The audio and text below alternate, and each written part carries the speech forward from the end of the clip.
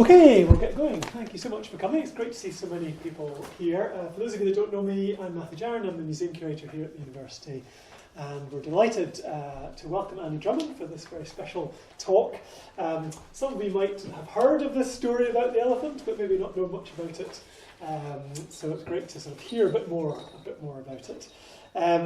So Andy's originally from Edinburgh, and he's now living there again after some time down in London. He studied modern languages at Aberdeen University, and then at the University of London he wrote a postgraduate thesis on the German Radical Reformation. So he's the author of several novels, including Elephantina, which was inspired by the story of Patrick Blair and his dissection of an elephant, as well as writing many short stories, historical biographies and articles. And he's now been revisiting Blair's Elephant in a two-part feature for History Scotland magazine. I believe part 2 comes out next week, so look out for that, folks. So, without further ado, Andy, I'll hand over to you. Well, good evening, everybody. Last time I was here, I was just telling Matthew, last time I was here 5 years ago to talk about the elephant. The audience comprised 3 people and a dog, and the dog fell asleep. I'm hoping that won't happen to anybody this evening. I must explain now that I don't take all the credit for what I'm telling you this evening. A good friend of mine, a Dutch historian by the name of Michiel Roskam-Abing, found out much of the history of our elephant up to the point where it entered Scotland in 1705. So what I relate to in the first half of this talk is actually Michiel's work and not mine. Michiel is something of a special, he's got a special subject which is effectively exotic animals in captivity in the Netherlands in the 17th and 18th century, which I think is something of a niche subject. But without Michiel, there would be actually precious little to tell you this evening. So, without further ado, I shall begin. On Saturday, the 27th of April, 1706, an elephant died beside the road that leads from Broughty Ferry to Dundee. Accompanied by its Dutch keeper, it had been on the march around Scotland when it collapsed from exhaustion. A mature elephant being a hard thing to shift, the keeper and some helpful locals dug a deep ditch at the side of the road so that the elephant could at least stand up or be upright. Sadly, those well-meaning people didn't factor in the Scottish weather, and it rained overnight, with the result that the elephant drowned. The event, however, triggered considerable excitement down the road in Dundee. It's not every day that an elephant could be seen close up. So the corpse captured the interest not only of ordinary locals, but also of one of the town's more important citizens, and more significantly of a local surgeon by the name of Patrick Blair, who saw a golden opportunity for making his name in scientific circles. Patrick Blair had long been interested in the insides of mammals, so he was reasonably well equipped to dissect a dead elephant, and a fine job he made of it. But before we settle down to admire that fine job, we should establish how this particular elephant came to be anywhere near Dundee in 1706. We now know much of its history, which is a remarkably long and detailed one, and we shall discover much about the profitable business of leasing out an elephant. So, the elephant was a female, and she was of the Asian species rather than the African. It's all in the ears, I believe, just like Walt Disney's Dumbo. She was around 28 years old in 1706. And sad to say, there is no record of her ever having a name. She first appears in the historical record in October 1688 in the accounts of the annual Michaelmas Fair in Leipzig in Germany. There, a man identified as a Bartel Verhagen from Amsterdam had displayed an elephant, charging a fee for those who wished to gaze upon her. Alongside him, his brother, Anton Verhagen, was showing a lion and a tiger. And it was Anton who turned up with the elephant in Vienna in 1689, and he also exhibited various exotic birds and animals around the great fairs and markets of Europe. The record thereafter remained silent about Anton, so he probably died on the road. Where the elephant was acquired and when is not actually known. There is some speculation that she had begun her European career in the service of the Ottoman army, which had besieged Vienna in the summer of 1683, but we don't know that for sure. Over the next decade after 1688, Bartel Verhagen and the Elephant undertook an unbelievably lengthy tour of Europe, from north to south and east to west, clearly making a comfortable living. In Berlin in December 1689, customers paid 2 Groschen to see her perform military exercises with a rifle and a flag. 12 months later, the Elephant was to be found performing its tricks in the Italian towns of Bologna and Lucca.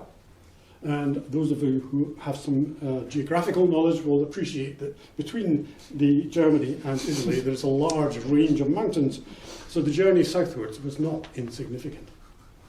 And early the following year, she was back across the Alps, visiting Bremen in the very north of Germany and Stargard in western Poland. And in October of that year, 1690, she was back wowing the masses of Leipzig again. So what did the Elephant do in all these places? Well, here's a poster which was used to advertise the Elephant in the Netherlands and Germany. So clockwise from the top, it fires a gun. It protects with a sword. It shows its teeth. It carries its master. It lets itself be sat upon. It bows. Carries water. Rather sweet, this one. It sleeps. Here, it looks like it's playing bowls, but it's actually picking up money. And then it marches, with the gun, obviously. And actually, my 17th century Dutch is actually not up to this one, but you get the idea, I think, with this one. It then stands guard, and finally, in the centre, it waves the flag. So this was an elephant of many talents. Travels continued. In August 1695, the Elephant was in Nuremberg, along with a jungle donkey, some monkeys, and what someone was pleased to describe as a 3-legged animal. In March 1696, the Elephant appeared in Heilbronn, and in Easter was in Frankfurt am Main.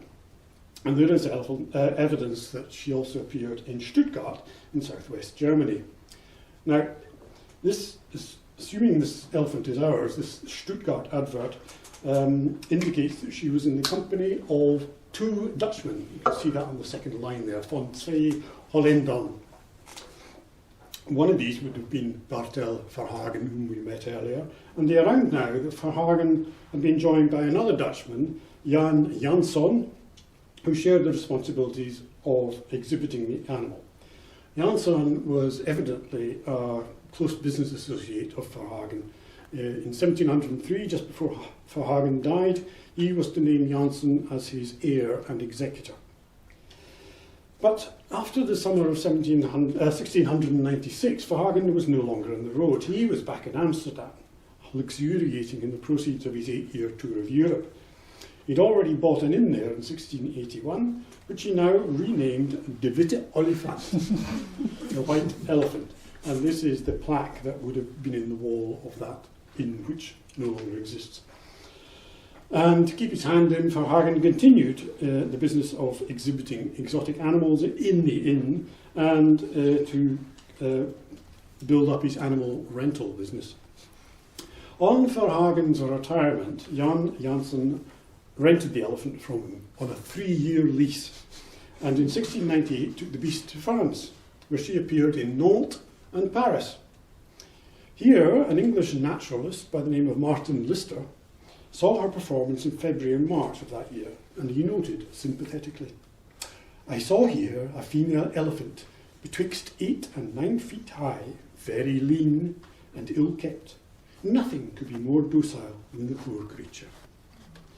But while the Elephant may have been in short rations, Jansson clearly was not. He invested his earnings in lending money to others. Records indicate that the keeper and the Elephant were still in France in April 1700. But Jansson himself returned to Amsterdam in 1701, for it was in November of that year that the Elephant passed from Jan to his brother Gregorius. Please keep up. We can see from this map just how far the elephant was taken around Europe between 1688 and 1701. We're talking hundreds of miles here on 4 feet, across mountain ranges, harsh terrain in all weathers.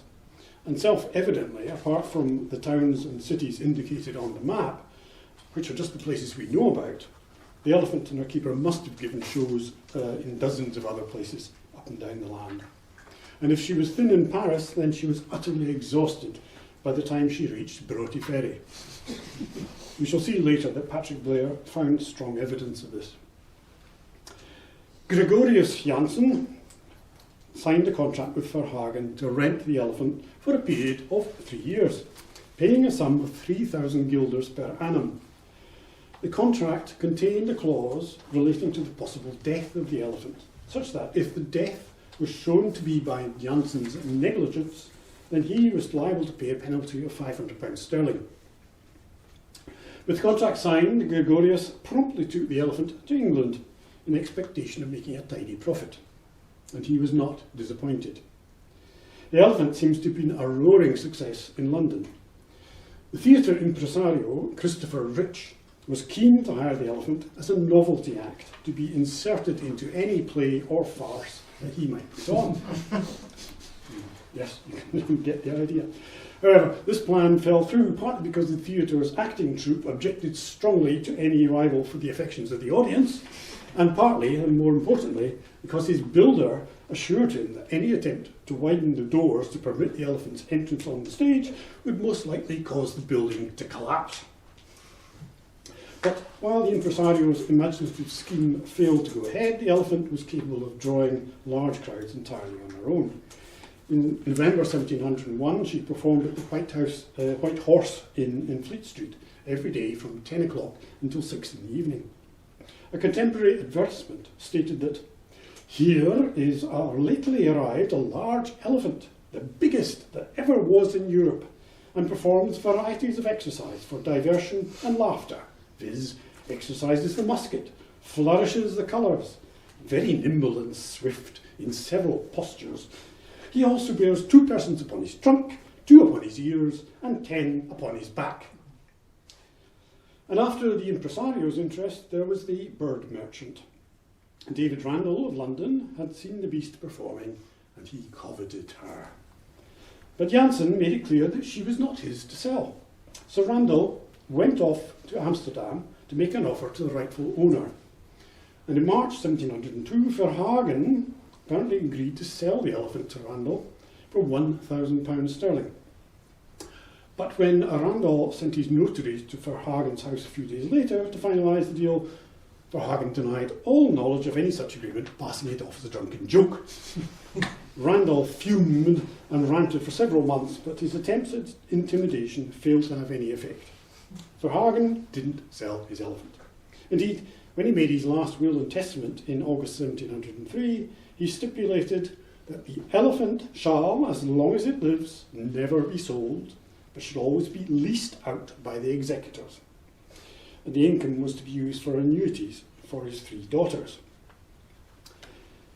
Having conquered London, the elephant was probably then taken on a tour around southern England. We have no knowledge at present, unfortunately, which locations were visited in this way, but it's likely that the main county towns featured on the itinerary.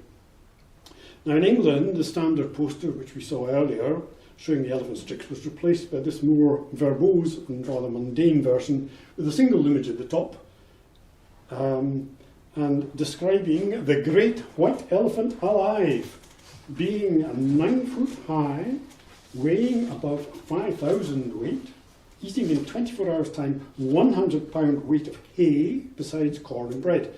This wonderful creature, having a head as big as a barrel, legs as big as a man's middle, and ears as big as a shoulder of mutton, performs several actions, with which it would entertain all persons of quality, gentlemen and others in this town.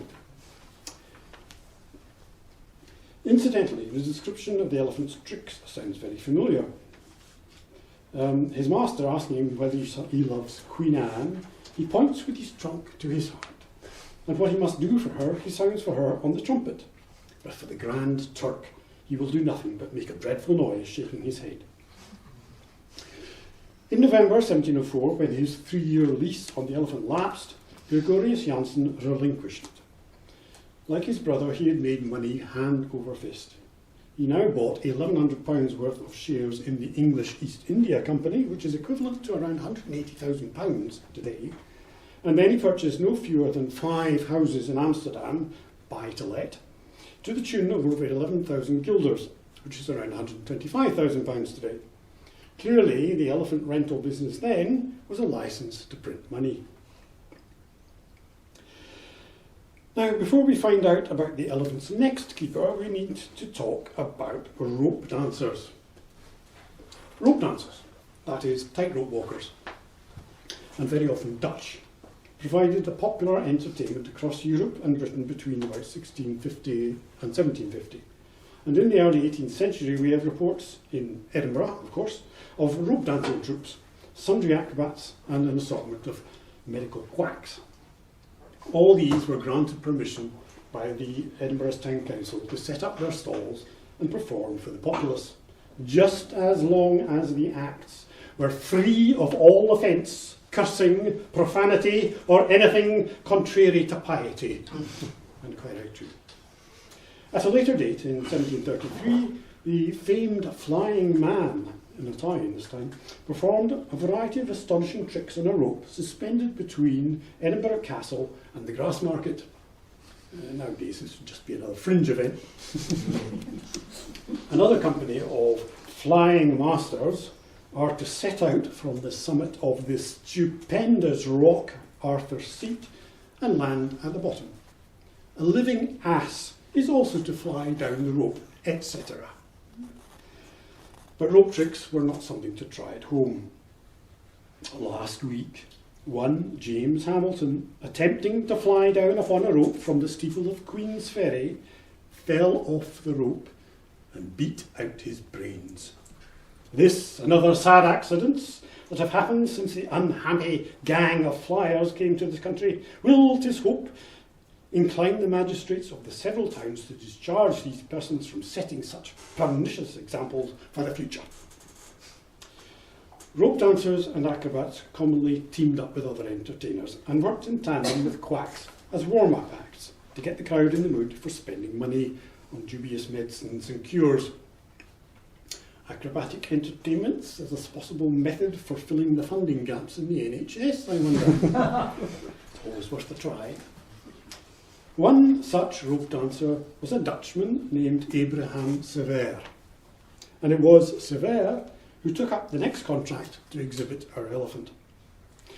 Not much is known of his life or provenance, but there is a record of him concluding an agreement signed and dated in Delft in April 1704, which formalised a 4-year apprenticeship for a Bavarian girl named Anna.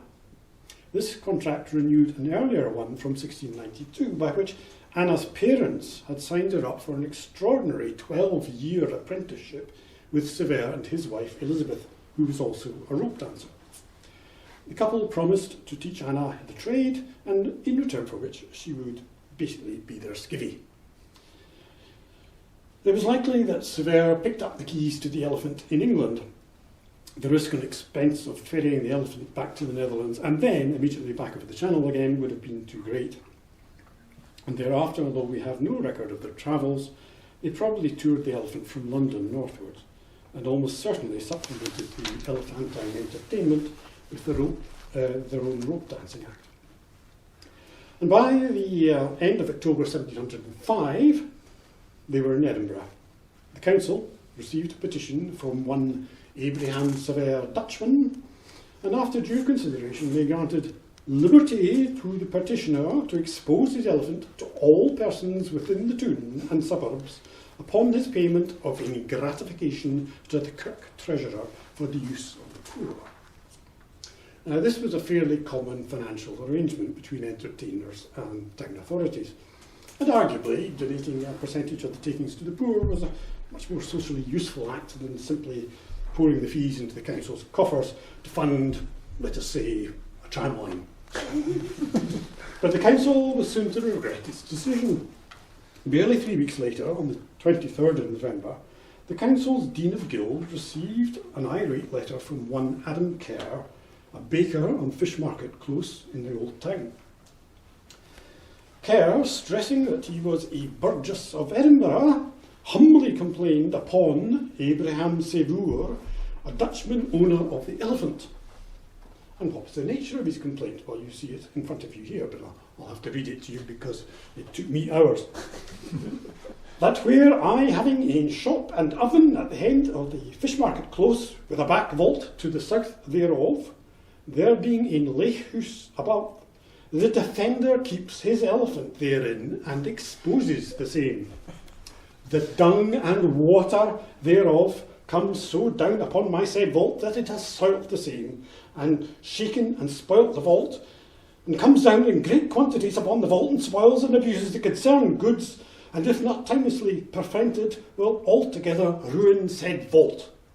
Therefore, beseeching your lordship and council to visit the foresaid vault, and for preventing any further prejudice, to ordain the defender to remove the said elephant. Those among you who live adjacent to Airbnb properties will perhaps empathise with Mr. Kerr. But what the town council did, we do not know. We suppose the winter months were spent in Edinburgh, but in early April 1706, our elephant was to be found in Hamilton, performing in the grounds of the newly renovated palace there. And after the performance before the Duchess of Hamilton, her husband being away somewhere else, Sever was paid 2 guineas, which is about £28 Scots, and his servant, that's his wife and or the girl Anna, received $1, which is about £3 Scots. And from Hamilton, the animal and her attendants seemed to have tramped in a northeasterly direction. Perhaps they reached Aberdeen, but that is not a certainty. Patrick Blair's report stated that the party had reached Broughty Ferry from the north along the sea coast. Now, if they had been in Aberdeen, then the elephant she was probably the very first elephant to be seen in the town. Aberdeen, however, was frequently visited by rope dancers, puppeteers, and sundry medicine men, and indeed reciprocally. In 1664, an Aberdonian by the name of Robert Fisher signed a contract with a Dutchman to tour Europe and perform acrobatic feats. He probably regretted his decision when it turned out that he might also have to accompany a lioness. So, from the north, the elephant hunter party passed through Broughty Ferry and came on that fateful evening of the 27th of April 1706 within sight of Dundee. And it was then that the elephant collapsed in a heap at the side of the road, as we have already described. Abraham Sever immediately reported the death to the magistrates of Dundee, swearing an oath that he had done the elephant no designed injury, a statement which was at best questionable. The magistrates made out an appropriate certificate, doubtless on some pro forma frequently used to record cases of pachyderm death, and the keeper's party went on its way. The corpse of the enormous beast was left in the capable hands of Captain George Yeaman, shortly to become Provost of Dundee and later its first MP in Westminster. The people of Dundee and Broughty Ferry, perhaps spurred on by the prospect of a free supper, had already begun to cluster round the corpse as it lay beside the road. And during the brief absence of any attendants, some local chancers managed to detach one of the elephant's forelimbs and spirit it away. By the time Captain Yeaman arrived on the scene, a great multitude was preparing to carve up the cadaver into similar choice cuts of meat. Fortunately for posterity, Yeaman was able to discourage any further innovative butchering and set a guard round the body. Fortunately also, the captain brought along with him an acquaintance, the apothecary surgeon Patrick Blair, resident of Dundee and a man ambitious to make a name for himself in the science of anatomy. On hearing of the utterly unlikely occurrence of an elephant having fallen down dead practically on his doorstep, Blair determined to perform a detailed anatomical study, the very first of its kind, which necessitated some butchering of his own. Blair was anxious to act quickly. Aside from the great multitude glowering in the background, The day was very hot, and it was the last day of the week, and no action would be possible on the Sabbath. So in the heat and the stench, Blair and his assistants laboured from 1 o'clock in the afternoon until far into the evening, sawing, cutting and removing bits of the animal and taking these pieces back to town. Even so, the task of transporting the disassembled elephant back to Dr. Blair's residence was not completed until late on the Monday. And what Mrs. Blair thought of all this is not recorded. Abraham Sever was undoubtedly devastated at losing his source of income. He and his companions somehow made their way back to the Netherlands. But similarly devastated when they got the news were Bartel Verhagen's executors. By mid-July they were aware of the catastrophe, but Sever had wisely preserved the certificate issued by the Dundee authorities saying he was not to blame for the death, and so he had no fine to pay for breach of contract. Now, a Dutch notary totted up the total rental arising from the elephant side of the family business in the 3 years since Verhagen's death in 1703. It came to a tidy 7,603 guilders, averaging 230 guilders a month, which is equivalent to a modern day 3,000 euros per month. Tidy sum indeed. But now their problem was how to keep paying out the annuities to Verhagen's daughters, since this income had suddenly dried up. Part of their solution was to sell the inn De Witte Olifant in Amsterdam. The Dutch may have been devastated, but Patrick Blair was ecstatic. He immediately set to work to examine the elephant in all its constituent parts: the skin, the organs, the bones, the muscles. He was well aware that this was his one chance at scientific fame, the first person to undertake the full dissection and analysis of a complete elephant. He knew that a Dr. Mullen of Dublin, some 25 years earlier, had performed a partial dissection of what remained of an unfortunate elephant which had died in a fire there. You don't even ask.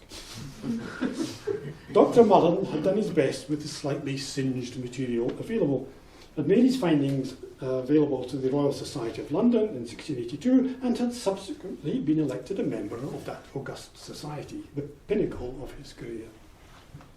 Blair aspired to something similar, but better.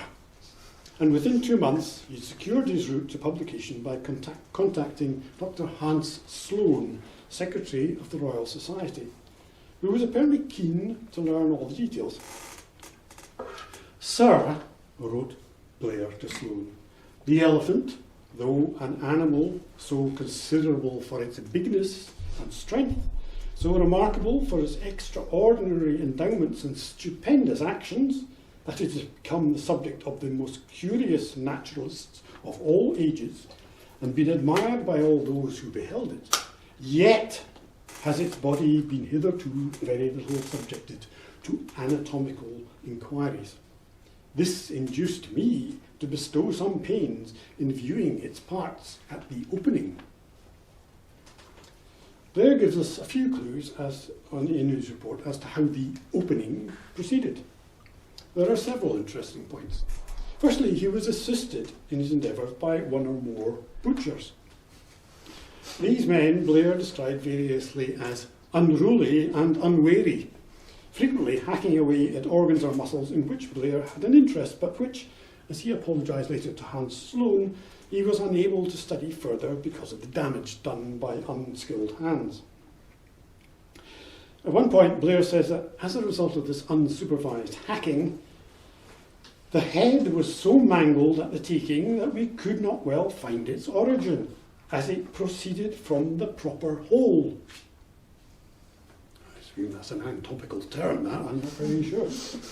The hole where the head goes. While the butchers were an annoyance, they were also a necessary one. Blair's lancets and knives could make no impression on the flesh of the elephant, and he himself frequently resorted to the butcher's knives himself. Some of this work was actually done in situ. Hauling out the kidneys, for example, was done on the Monday in the field. He also had assistance from other colleagues on the Monday. Several physicians and surgeons of us being together were pleased to chop away at the corpse. Sounds rather like a grand day out for the physicians of Dundee. Let's have more of that. Blair's report of the dissection was extremely detailed. It was eventually published by the Royal Society in 2 parts, in June and September 1710, each part occupying the entire edition of its quarterly transactions. The rather grand title was Osteographia Elephantina, a full and exact description of all the bones of an elephant which died near Dundee, April 27, 1706, with their several dimensions.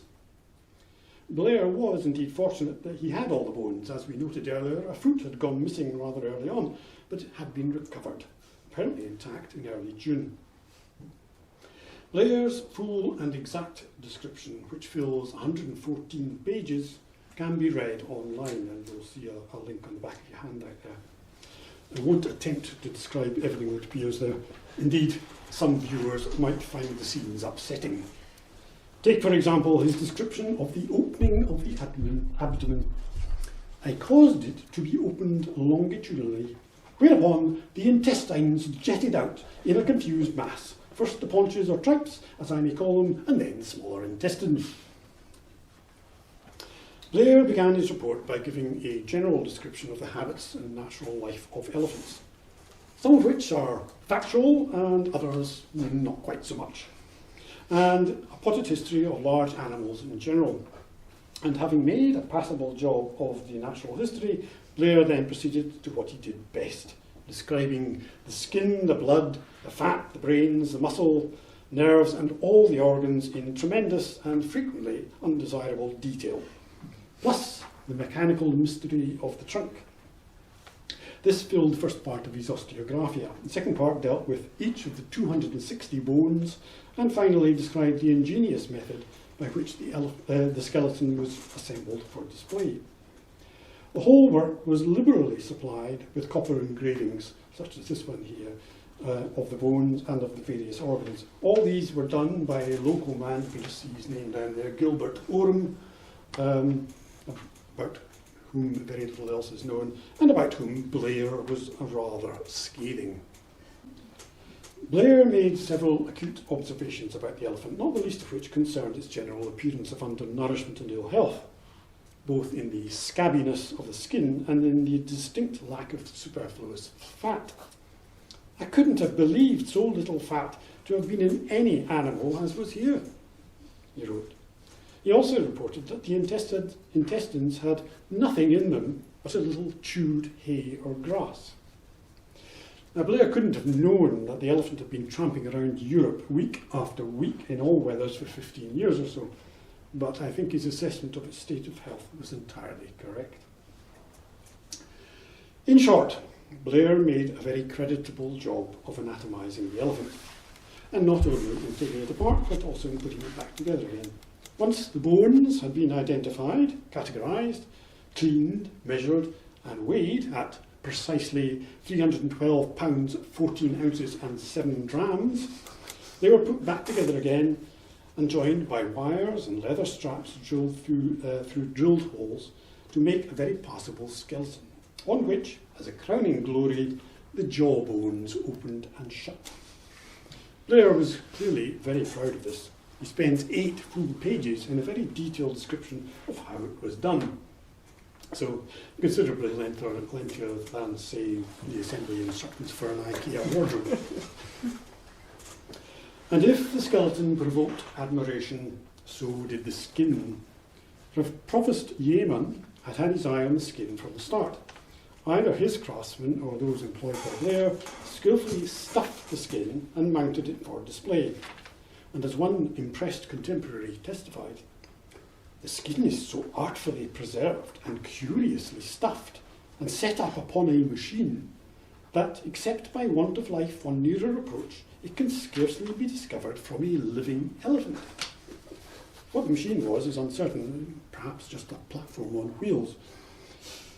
Both the skeleton and the skin were to form the jewels in the crown of a new museum of natural history in Dundee, to which enthused local people soon donated other exhibits. This was a hall of rarities, which we shall return to shortly. And now, Such was the quality of the skeleton and skin that professional jealousy was aroused. In July or August 1706, it was reported that some of the surgeons of Edinburgh came over to see it. And in the manner of city slickers everywhere, they took out their bulging wallets and offered to buy the elephant and take it back to more fitting accommodation in Edinburgh. The offer was politely refused, and so the Edinburgh surgeons resorted to the law. A suit was raised against the surgeons and the Provost of Dundee, the argument being that the Dutch executors of Verhagen had every right to the dead animal, and that Edinburgh was pleased to assist them in regaining what was theirs, the deal being that the Edinburgh surgeons were keeping the remains and the Verhagen executors would get some compensation. But the lawyers working on behalf of Dundee put up a good fight. They pointed out that if they had done nothing, then there would be no remains to fight over. Their counter-argument, rather interesting. The country peoples being so disturbed by the sight and stench, the transaction with the Dutchman was profitable to all parties who might pretend interest in the carrion, since it saved them the charges of transporting it to be thrown into the river, where it could not be expected that the people of that country were permitted to bury it in their ground. And so, seeing that they had spent so much time, effort and money in the dissection and mounting, the surgeons of Dundee could arguably be seen as de facto proprietors of the remains. This legal case must have been a dream come true for lawyers. However, the whole affair seems to have petered out. The skin and bones remained in Dundee, and the Dutch executors had to think of some other sources of income, whereas the surgeons of Edinburgh, meanwhile, were left very affronted. And what now of Patrick Blair himself? He's been rather overshadowed by the dead elephant. Blair was apparently born around 1675 at Elephantina, which is just north of Swoon, the son of a local farmer. His years of study were spent in various places, including Flanders, where he was known to have resided between 1694 and 1697. He came back to Scotland in 1701 and sought finance to publish a surefire best-selling DIY guide, which was entitled Manuductio ad Anatomiam, or a plain and easy method of dissecting and preparing and preserving all the parts of the body of man, either for public demonstration or the satisfaction of private curiosity. And disappointingly, this manual never reached publication. Blair set up his practice in Dundee as an apothecary and surgeon. And in 1707, after his labours on the elephant, he was paid £33 Scots by St Andrews University for his role in dissecting the corpse and mounting the skeleton of a university porter who had hanged himself. There's no university porters in the audience, I hope, just in case Matthew gets some ideas. The skeletal porter was displayed in a glass case in the very first anatomical exhibit for the new School of Medicine at St Andrews. And then in 1708, Blair established a Natural History Society in Dundee and set up a physic garden to house the botanical collection of its several members. In 1712, he received his doctor's degree from King's College, Aberdeen, and was elected a Fellow of the Royal Society in London. Yay! In his Osteographia, by the way, Blair references his previous work in anatomizing, and amongst them was a porpoise, and we also have, of course, the university porters, some small children, and elephants. Nothing was beyond him. Indeed, such was the rigour of Dr. Blair's examination of the elephant that 12 years later he was able to publish a shorter article in the Royal Society Transactions, this time devoted exclusively to... Well done, the ear. Excellent. In 1713, Blair travelled to London and Oxford to meet with fellow scientists. And in 1716, he was in London again. For during the Jacobite uprising of 1715, Blair had somehow become attached to the rebel army and was captured after the Battle of Preston. Along with dozens of others, he was carted off to London and locked up in Newgate prison. And despite pleading that he'd been forced into joining the Jacobite army because of his medical skills, he was sentenced to death. But he was saved from the gallows at the last minute by the intervention of Dr. Hans Swoon and other members of the Royal Society. So his work on the elephant actually saved his life. After his family joined him in England, he relocated to the town of Boston in Lincolnshire, where he threw himself into the study of plants. His discourse on the sexes of plants was read before the Royal Society in 1718, and it was very well received. Some of his work was pioneering. Thus encouraged, Blair began work on an exhaustive description of all the plants of Britain in alphabetical order, his Pharmacobotanologia, and he had reached the letter H when he died in 1728. And now we must come to the Hall of Rarities, of which this D'Arcy Thompson Museum is but an upstart imitation. I'm sorry, Matthew. But now, in 1825, an elderly gentleman signing himself Senex wrote to the Dundee, Perth and Cooper Advertiser in response to an inquiry which had arrived from England concerning Patrick Blair. Senex reported the one-time existence of a Hall of Rarities, which had been established by Blair and which still stood in my younger days, also let us suppose around 1760. This museum had something altogether unique, a special collection of skeletons of men and beasts. Among the several skeletons on display was the elephant, of course, but also the following. The skeleton of Deacon D, who was elected 10 times to that distinguished office and was never seen drunk on Michaelmas Day. The skeleton of Provost Y, who by generous manoeuvre obtained for himself the representation of the 5 boroughs in Parliament and made a faithful use of the trust reposed in him. Provost Y was clearly Yeoman himself. Now, that such a museum would attract visitors goes without saying, and a modern equivalent would certainly still do so, providing it could lay its hands on some celebrity skeletons. And I must ask, Matthew, whether you have prepared a business case for this. Of course, there has to be some question as to whether the listed exhibits really were on display or whether we are victims of an elaborate Georgian joke by Senex. But as we have discovered, the exhibiting of human skeletons was not unknown in this part of the world, either then or perhaps even now.